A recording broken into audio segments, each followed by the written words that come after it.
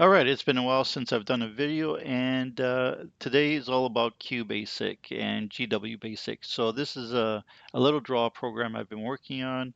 I really didn't expect to complete this. It was just basically a little test program, but it turned out so good. And I'm really impressed by it because I didn't think I could actually pull off something like this. But here we go. It's we can use fonts and SVG icons and basically export them to QBasic and GWBasic. Now, this is not the standard BSave format that saves the entire screen in a bitmap. This is all vector based. So I'm just going to demonstrate what I mean by that. And so if I click on any of these shapes, I can move them around and it's not a bitmap format. I can resize them. So if you're familiar with working like Illustrator, Inkscape, these are vector-based programs that allow you to create these types of graphics, but much better. And I'm going to show you how you could actually use Inkscape and import some of your images in here. So let me just show you how to export basically, and we'll go through the features afterwards. So I'm going to select Export, Draw Statements, and QBasic here. And I'm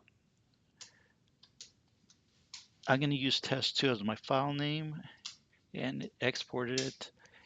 And I'm going to jump to QBasic now in DOSBox. So I have that loaded. Let me just flip between the two. And so this is the code I just exported. You can see it's a bunch of draw statements with all these opcodes basically, and these tell it exactly how to draw the image we just created. So I'm just going to run it, and you can see it looks exactly the same. Well, not exactly, but pretty close. And we could do this also for GWBasic. It works the same way. Um, let's just do that. I'm going to export this now.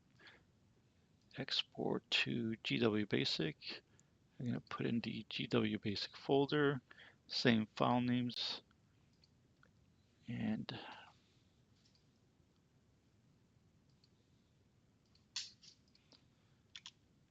we're going to exit here, go to GWBasic, and hopefully everything works. Test 2, and this time it's GW.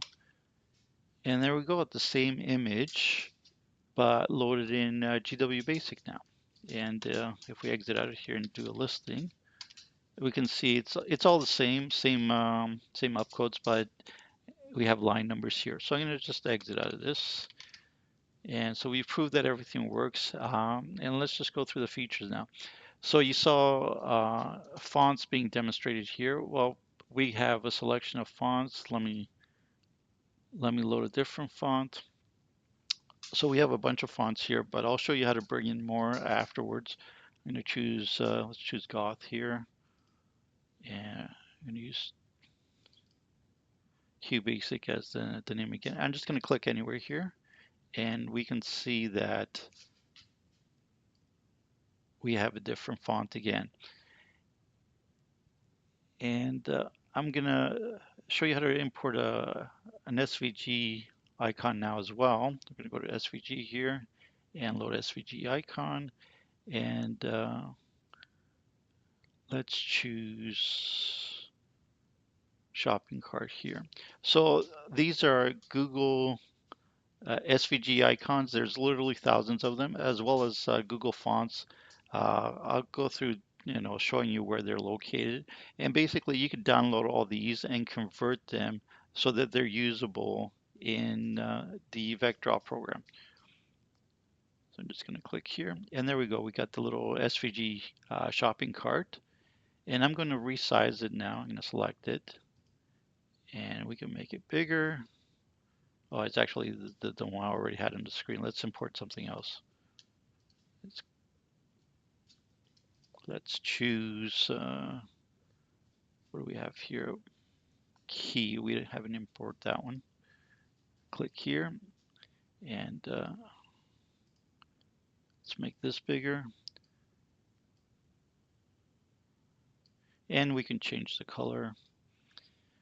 So those are the major features, basically the text and the icons. But we have these standard lines, so we can make any lines. Colors, we can select a line and move it. Doesn't get stuck there. Like we can choose to move it around.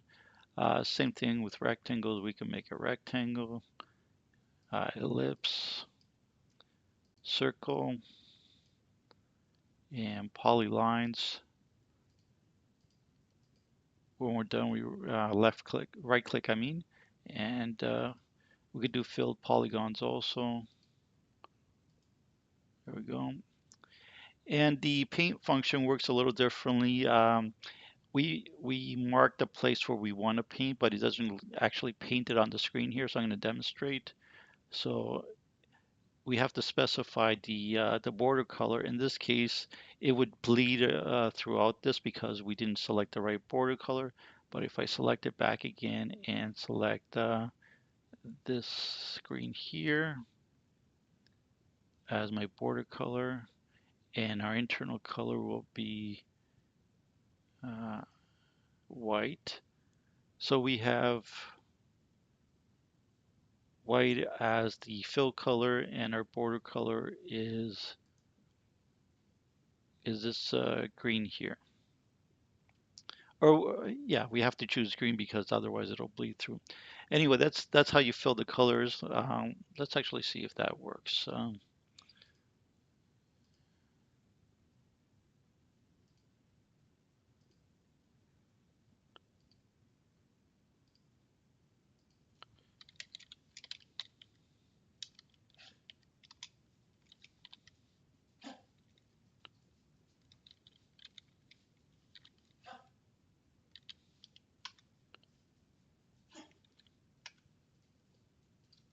Mm,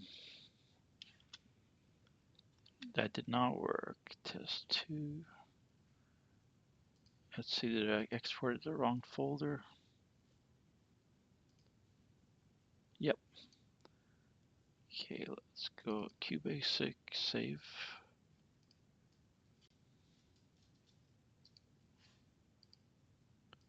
And let's try this again. And yeah, it bleeds. So I made a mistake here. Let's see what actual color this is. Oh, it's this color. So our border color should be this. And now if I export and do this again, it should work this time.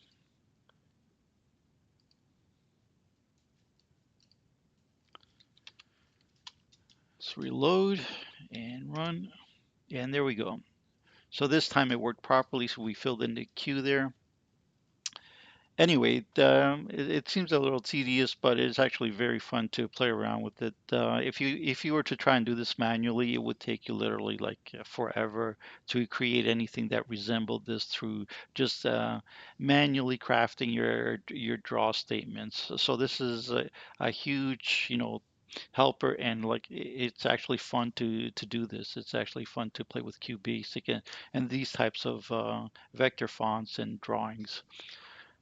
So I'm going to show you now how to create more fonts, and because we have a limited number here, so when we select float font, we can see that there's only a handful.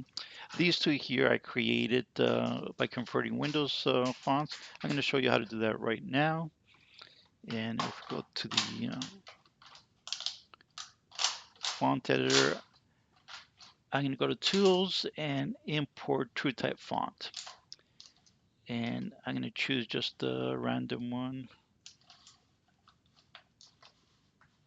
Does this one look good? Yeah, this looks pretty good. I usually bring these up to 24 point because any smaller they don't look as good. So we're gonna hit import, and we're just gonna select File, Save Now, and make sure you select the Borland CHR format. And I'm gonna save it in the same folder, and we're gonna come back to our QBasic VecDraw, and we're gonna load that font in. Oh, it's getting a little cramped here. Let's just go new, and voila, we have the font we just converted, and we can choose a color for it. Let's choose.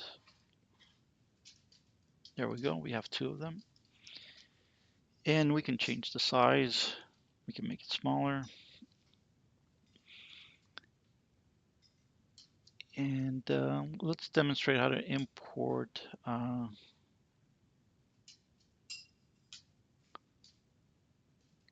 How to import from Inkscape. Because Inkscape is a much more powerful vector editor. And let's try something fancy here. Let's do a little swirl there. And what you have to do is basically select this and go to path here, and we do object to path.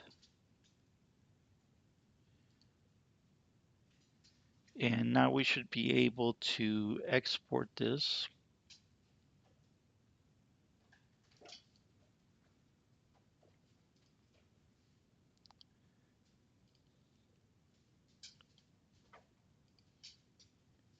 And we're going to select plain SVG here, and we're going to hit export.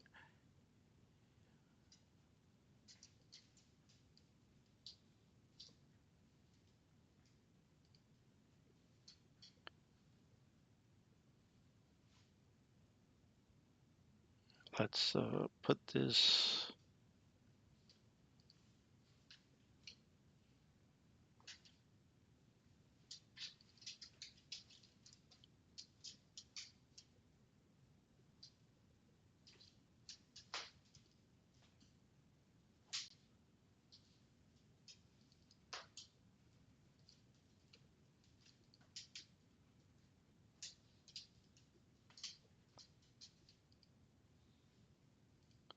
Okay, let's. So I've exported into the same folder as the VecDraw program.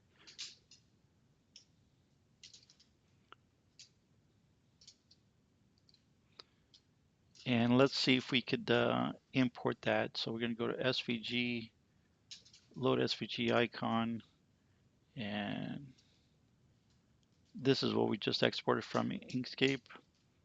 And I'm just going to click somewhere, and there we go. And we can resize this and move it around. So I just use this swirl shape, but basically anything you can create in Inkscape, you could group the shapes, so you could group multiple shapes. The only thing is you kind of have to stick with the black and white, so keep the colors uh, basically black on white background. And once you import them into VecDraw, you could change the colors, but it doesn't support importing color vector images. So that's one of the limitations, but basically you could do this with the fonts as well. So you could choose any fonts that are supported here, and let's just try one. So you can choose from many different fonts. So let's try this Acme font. Okay, let's just get rid of this.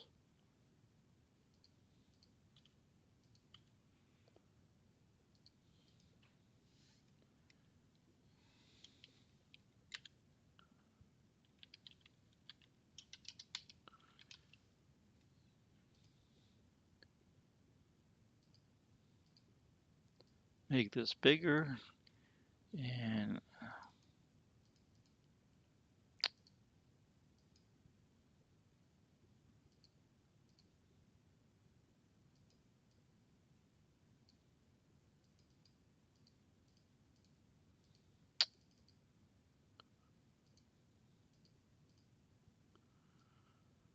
I'm going to try and rotate it.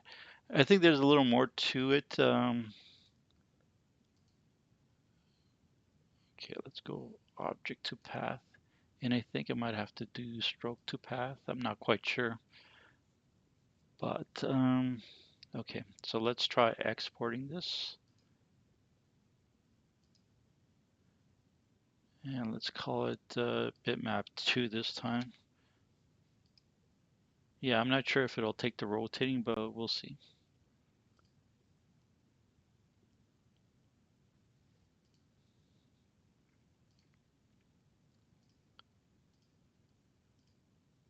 No, it didn't, but we got the font. So if there's any fonts in Inkscape that you want to bring in here, you could do it the same way. So I just select, we resize it, move it around, and you know the drill at this point. So that's the major aspects of this. I think I covered most of the stuff. I think we'll end it here. There's links in the description. Everything that I've shown you is free. There's no cost to it. There's no tricks or anything. You could download this program. It goes to my HIO website that you could download all my programs. There's a link in the description. Just click on it, download it. It's safe. You might get a warning from Windows 10 and 11 telling you it's not safe, but I should be able to hit the more option and still proceed to running the program. So don't be scared off by crazy Windows 10 and 11 messages. The program is safe.